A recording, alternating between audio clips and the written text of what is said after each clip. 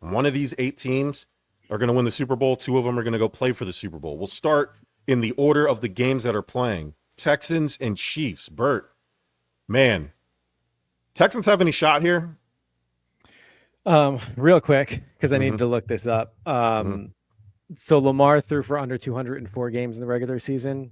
Jalen Hurts 6 games. So I'll leave it at that. How many of those games did he start and finish? Because there's at least 3 that he didn't finish this year. I'm not counting the ones that. Which 3 are you talking about? I know there's like 2 or 3 games that he didn't finish this year, I think. Best ability is availability. Am I right? I mean, he can't even stay on the field. Yeah, I mean, I don't know. I'll have to say. I remember Jerm Edwards said the same thing about Lamar Jackson a year and a half ago. This is not including, obviously, the Washington game where he came in for like 1 sequence and that's it. But regardless, getting back to it, because we're going to spend all night talking about Jalen Hurts and Lamar Jackson. I can't believe this guy defending the enemy over here. His team out of the playoffs. So I heard defending Jalen Hurts. Crazy. So listen, the normal thing to do would be take the Chiefs. They just had a week of rest. They've been preparing. A couple weeks of rest. They haven't played since Christmas, bud. That's fair. So that's honestly who I have. As much as I want the Texans to come in and upset, I mean, come on, you're back in Kansas City. It's going to go the Chiefs' way through and through. They basically have a cakewalk. So I'm going with the Chiefs. Yeah, the referee that officiating the game, like they're undefeated when in the postseason when he's refereeing their game. So the fix is in. I mean, put the money on them. I don't even know what the spread is, but it's got to be.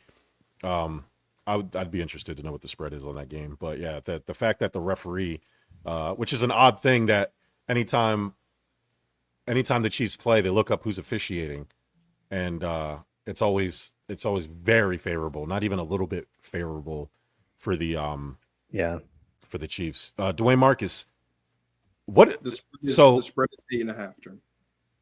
8.5? Yeah. It's obviously it's in Kansas City. Oh, I think the Texans can cover that. I don't think the Chiefs are 8.5 points better.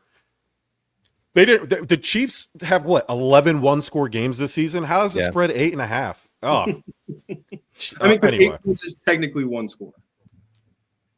True. All right. Yeah, but a team that hasn't played since Christmas has 11 one-score games. They're doing this because the last couple games they were starting to put points on people. That's the only reason they're doing it. And it's the postseason. They think that the Chiefs have a switch. But I don't know. I think Houston being a hot weather team that plays indoors, I guess the concern would be, can they score enough points? But I think their defense matches up favorably for Kansas City, specifically because Kansas City hasn't really played the way we are used to watching Kansas City play. So how can the pass rush, which I think with Lacer and Derek Stingley, get to Patrick Mahomes, disrupt him, and then how well can Joe Mixon run and control the time of possession? Because the Chiefs' offense isn't all that talented, right? Like Xavier Worthy is, I would say he's more flash in the pan than like a reliable wide receiver. Juju Smith-Schuster is okay. And then Travis Kelce is Travis Kelce, but he's aging, right? Like it's hard to gauge what he is at this point. I mean, I think we've seen signs of wear and tear throughout the season, but they're going to ask him to block a lot. Is that going to be, in this game specifically because of the Texans pass rush? So I think the defense is going to be okay. I think it'll be a low scoring game. I am concerned that the Texans, even though I think they do have some momentum, I think they're going to struggle to score. So that's the problem. The Chiefs' problem is if you keep it close, they're going to find a way to win at the end of the game. It's going to be that one magical drive. It's going to be that one costly turnover by you that puts them right in field goal range. They're only going to need that one first down, and they're going to somehow get it. And that's going to be the end of the Houston Texans season. What do you guys think? Yeah, I mean, when you put it that way, it seems to always work out like that, whether it is some sort of last-minute penalty that puts the Chiefs back into it, or a missed field goal, or something happens where the Chiefs just end up pulling it out. It might be close. Look, if the Texans can put points on the board, right? And as you mentioned, play into their run game and control the clock, I think that's going to be one of their biggest assets through and through, especially for this particular matchup. You'd mentioned Travis Kelce.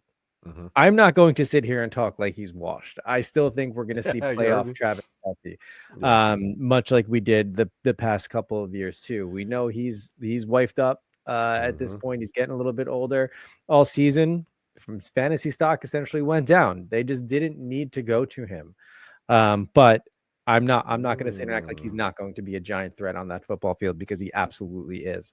I think coming off of this bye week, though, I wouldn't be surprised if there is at least a 2-score lead going into the half with the Chiefs here on this one. I honestly do deep down think it's going to be just easy street for the Chiefs. Commanders, Lions. We're not expecting. I'm not expecting a miracle from Washington. I'm just me neither. not, right? Now with that being said, if the Lions come out and show that they're a little bit rusty, I do think the Commanders and Jalen Daniels can keep up. And obviously they're riding high off the emotion from last week too. But man, the Tampa Bay matchup obviously much different than Detroit, and it's just one of those where David and Goliath scenarios. Can Washington keep up? Yeah, I think so. I just don't think it's likely. Not this go around. I think between the two matchups we just spoke about, I think everybody's expecting it to go the way it's going to go, with the Lions moving on along with the Chiefs. Dwayne Marcus. For my sanity, I want the Commanders to lose, because every time they win, I have to see a bunch of people who don't watch football get on Instagram and talk trash. So I don't want them to win, but I do think the Commanders can win this game. I mean, we're talking about a football team that's won what is it, 6, 7 games this season on literally the last play of the game. Yeah. I think the one thing that's going to play to the Commanders' disadvantage is the same thing that played to the Bucs' disadvantage last weekend. Is there were a lot of instances where the Bucs had to play 4 downs to get off the field, and the Commanders were able to take advantage of that. Obviously, I don't think we're going to see a punter in this game. We know that Dan Campbell likes to go for it on 4th down, regardless of what the analytics say, regardless of down and distance.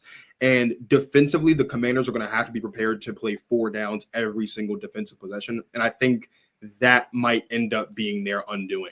With that being said, though, if this game does turn into a shootout, which I think it can, because we are also talking about still a somewhat depleted Detroit Lions football team, I think they can win. The only way for the Lions to win this game is for them they have to beat down the Commanders. This has to be a boat race and a beat down. They have to out physical them. They have to outplay them from the moment of opening kickoff, or it's going to be a shootout. And I don't like Detroit's chances in a shootout, just because this season has told me that the Commanders win shootouts. That's literally what they've done to get here. So, yeah. So the Commanders' offense is strong because Jaden Daniels, and they do have Terry McLaurin, and they have, obviously they've gotten this far. They've been the surprise of the league, I think. The problem is that their run defense is weak, which is especially concerning because the Lions are a run-heavy team. Their running backs are called Sonic and Knuckles, okay? And Montgomery is coming back. Not good. So this is why the bye week is important for the Lions, right? So you have a diverse running game and a run defense that's not that great, which leads to the Lions basically going to control the clock through running plays. And the Lions are just going to keep Jaden Daniels off the field, to me. So the Commanders, I think they're tops in the league, or one of the top teams in the league in terms of length of drives. So I think the Lions are going to take that away from them. And at that point, there's really nothing that the Commanders can do. So, and I know that the Lions defense is depleted, but they've been playing well outside of a couple shootouts, with the Bills. Everything being what it is, missing all those players, the Lions still played well enough to keep the number 1 seed in the NFC. And so I think the Washington Commanders are going to have a tough time. The spread is 9.5. I think it's going to be more than that. I think the Lions are going I think the Lions are going to dust them, and I think it's going to be over by halftime. To be honest with you, which I think the Lions would love, so they can pull some starters and rest up for the NFC title game. So that's what I got there. And I forgot to change the title card to Commanders Lions, which sucks. All right, more glazing from Dwayne Marcus. We did all that fucking shit talking, and we could have just saved it for this. We could have saved it for all this. Spread is Philly's -6, so I guess Vegas agrees with you that Jalen Hurts is better than Matt Stafford. Dwayne Marcus, I'll let you take the lead on this. Who's going to win this game and why? I do think the Rams are going to win this game. I think. Yo, you are out of control. Yo, you are out of control. You are out of control, bro. I do think there's something. I do think there is something to be said about, and again, obviously, a completely different caliber offensive line they're facing this week compared to last. But when you get 9 sacks and 8 of those 9 sacks are a 4-man rush, that obviously is very important when you're talking about playing a team that has the backfield tandem of Jalen Hurts and Saquon Barkley. With that being said, though, the Rams are going to have to play perfect football. Like, they didn't play perfect football against the Vikings. They didn't have to. They're going to have to play perfect football if they want to go into Philadelphia and win this football game. I think that Matthew Stafford has what it takes. I think that Puka Nacua has what it takes. I don't think Cooper Kupp got his first catch until the third quarter in the game against Minnesota. That can't happen against Philly. He's going to have to get going early and often.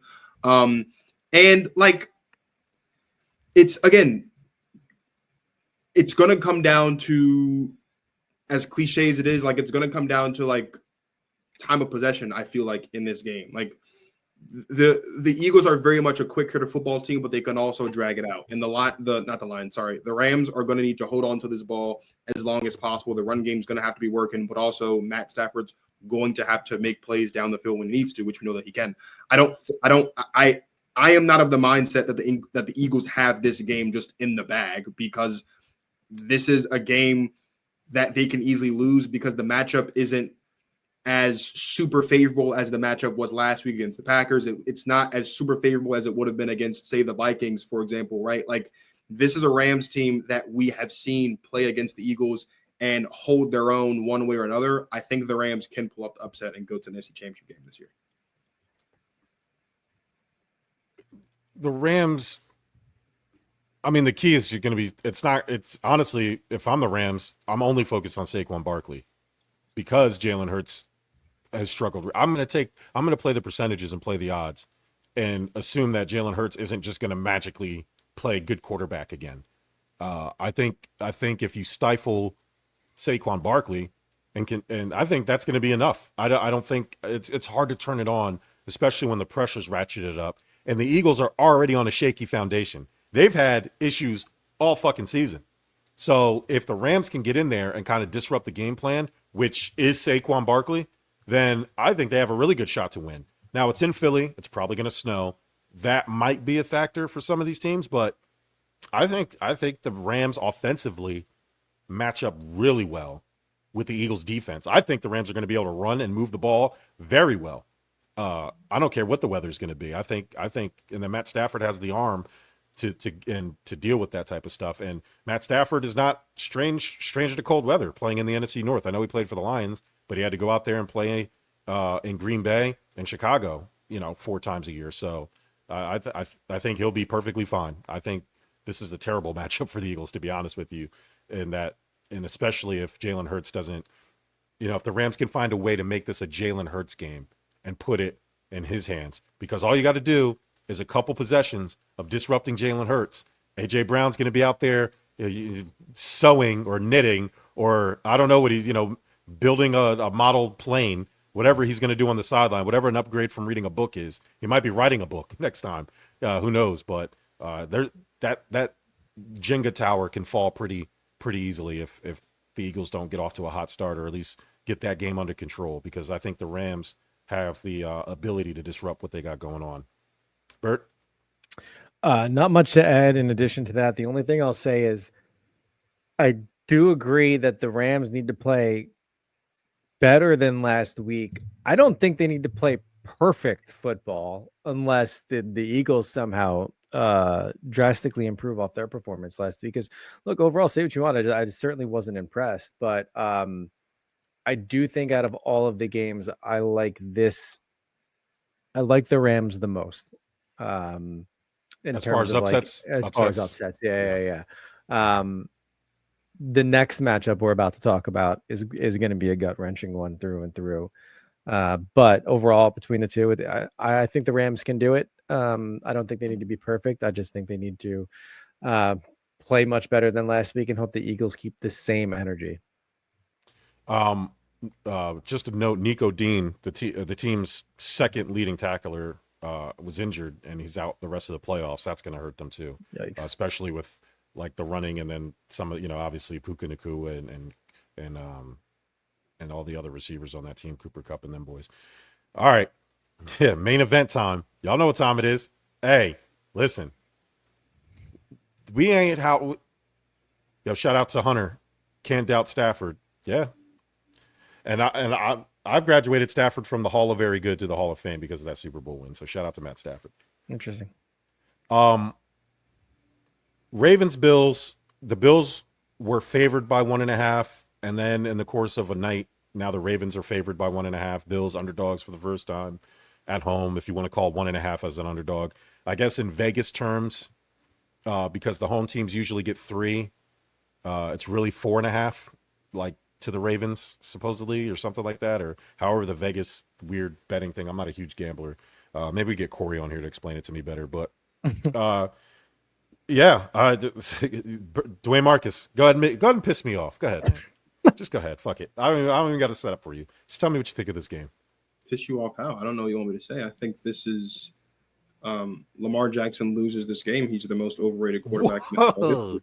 I don't understand. So I got into a very That's right, you did. Hey, before you get there, that's right. I'm my bad, Dwayne Marcus. I owe you an apology. Hey, Dwayne Marcus set it off.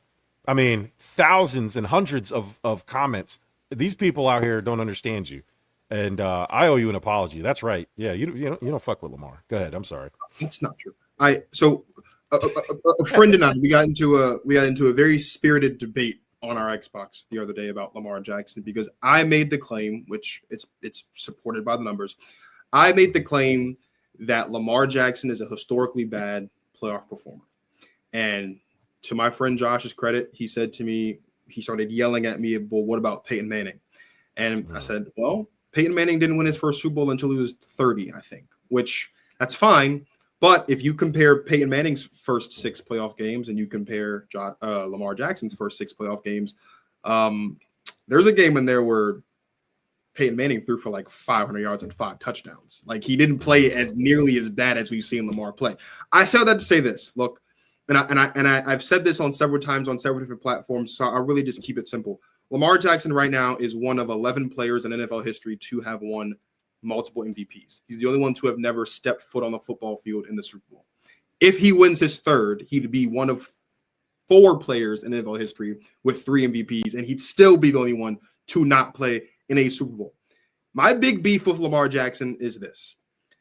If Lamar Jackson's weapons were good enough to make him the only unanimous MVP in history, and if they were good enough for him to win a second MVP last season with subpar stats, and if they're good enough for him to have the best season of his career and potentially win a third MVP, then Lamar Jackson's weapons have been good enough in his career for him to have more than 3 playoff wins. That's the reality of the situation. So I don't want to hear anything about who he's throwing to. I don't want to hear anything about his defense. I don't want to hear anything about his offensive line because the same weapons that he's had over the course of his career that has led him to be one of the greatest regular season quarterbacks in NFL history are the same weapons he's had where he's been dog walked come postseason time. So with that being said, I saw on Twitter earlier today that Highmark Stadium is blanketed in snow. It's 14 degrees. It's going to feel like 3. And I said to you guys a couple weeks ago when this whole Lamar Jackson thing started, what did I say? I said, when it gets cold outside, so cold that you need to have a shiesty on to play football, Lamar Jackson doesn't step up.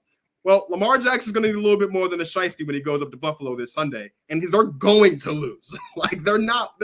There's no reality in which Lamar Jackson and the Baltimore Ravens are going to Buffalo and win this game. They might actually get blown out because that's what Lamar Jackson does in the playoffs. He gets blown out. So I 100% expect the Bills to win this game. I 100% expect Lamar Jackson to be outplayed by by Josh Allen. And more importantly than that, I firmly expect Twitter and Instagram and TikTok and all of the internet to be the most toxic it has ever been all season during this game. I'm fully prepared for it, but I do have the Bills winning this game and going to the AFC Championship game.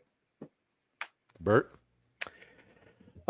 So yeah, I also have the Bills too. I think it's going to be a little bit closer. But having taken into consideration what Dwayne Marcus just said, particularly about the weather, and playing back in Buffalo, you know, I guess it's not unreasonable to think that the Bills are going to come out and absolutely smack them around. Right?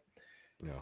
The only thing I have to go off of and the reservations I had, and I know Jerm, it was earlier in the season, late September, when the Bills got smacked around in Baltimore. And that's the only thing I can look back to. But we know that wasn't a good Josh Allen game. And we know that Josh Allen has done nothing but put up significant numbers since that game.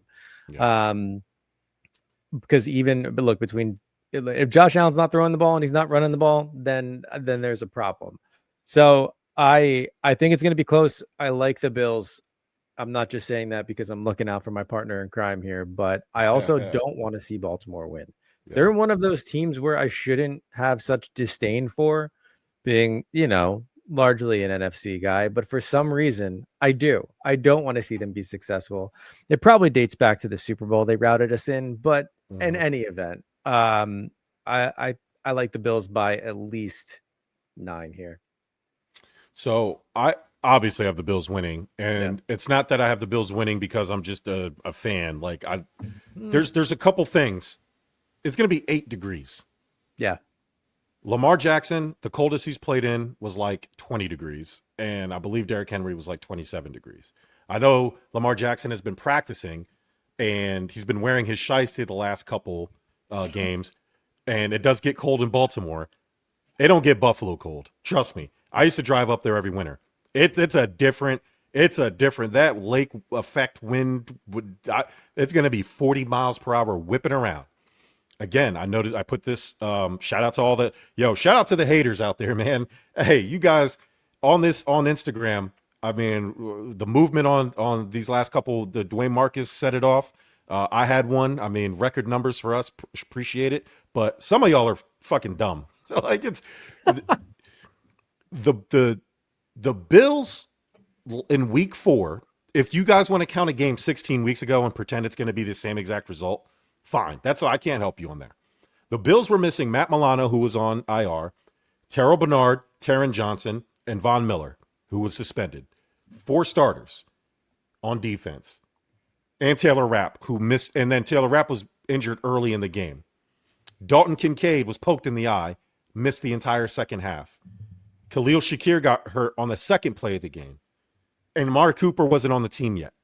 That's 7 starters, contributing starters, that weren't there the first time around, on top of it being a bad Josh Allen game. So if you think Josh Allen is going to go 9 for 30 again, and you're banking on that and not watching the rest of the season, how it played out, and the Bills are going to be at home where they're undefeated this year, including the playoffs, then enjoy. I hope you enjoy that, because the Bills, I'm going to say it. I know you guys are trying to hedge your bets and say close. The Bills are going to win by at least 3 possessions. I don't know what that is. 3 possessions the Bills are going to win by, for sure. And I'm going to predict it like this. The Ravens are going to come out and they're going to strike early. And everybody's going to be like, see, look, it's the same thing. And it's probably going to be a big Derrick Henry run. And everybody's going to be like, see, look what happens. And then, much like the Broncos game, that's going to be it. The Ravens will be lucky if they score more than 10 points this game. I'm calling it. The people are drastically overestimating the Baltimore Ravens playoff, specifically, like Dwayne Marcus said, Lamar Jackson playoff, just because they beat up on the fraudulent Steelers. Go ahead and walk in there with a false sense of security if you want to. Josh Allen and them are ready to play. They're not playing. Not only do they want their lick back, that's already motivation enough. The fact that they're at home is a different monster. The Ravens fans, you're going to be in the building, I'm sure, but don't get it twisted. The Bills can smell it. Week 4, they weren't really worried. They had a bunch of players out. If you think it's going to be the same, you got another thing coming. Hey, Hunter, my bad, bro. I didn't know you were still listening. Hey, shout out to the Broncos. Hey, me and Bert been bigging up the Broncos since the offseason. We've said the Broncos are the new Lions, and they're ahead of schedule. We said that last week. We said it at the beginning of the season. We were big fans of Bo Nix. Broncos are 100% heading in the right direction. Don't be shocked if they start playing not just for the playoffs, but for the division here pretty soon, as we start seeing cracks in the Chiefs' armor in terms of because they're gonna have to re-gut that roster here pretty soon. Travis Kelce's gonna be gone in a couple years or a year or two, but jet setting with Taylor Swift. So yeah, I don't know. That he'll team. do all right. Yeah, I think he'll be fine with his fucking super podcast and his sister-in-law fucking dethroning Joe Rogan. Jason Kelsey's wife has the #1 podcast in the world. Oh yeah, I listen to that shit, and she don't be talking about fucking nothing. But I get the appeal though, man. That's kind of what some podcasts are, right? That's us. Yeah, we Look don't at talk about us. shit. Yeah, Look look at at us. Look at us out here. #6 and